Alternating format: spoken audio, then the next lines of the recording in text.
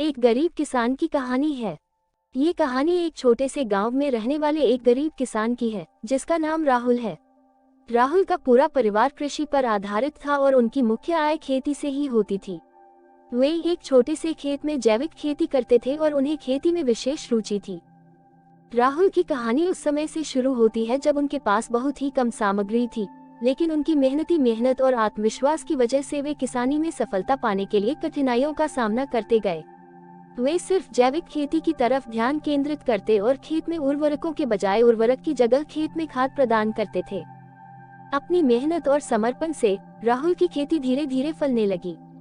उनकी पैदावार बढ़ती गई और उनकी मुनाफा कमाने की क्षमता में भी वृद्धि हुई।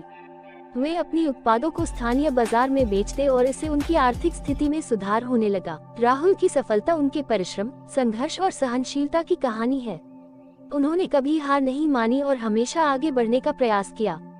उनकी कहानी गांव के लोगों के लिए प्रेरणास्रोत बनी और उन्होंने दिखाया कि छोटे सपनों को हकीकत में बदलने का सबसे महत्वपूर्ण कदम है मेहनत और संघर्ष।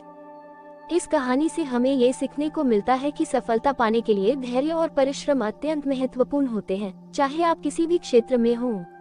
राहुल की तरह हमें भी अपने लक्ष्यों के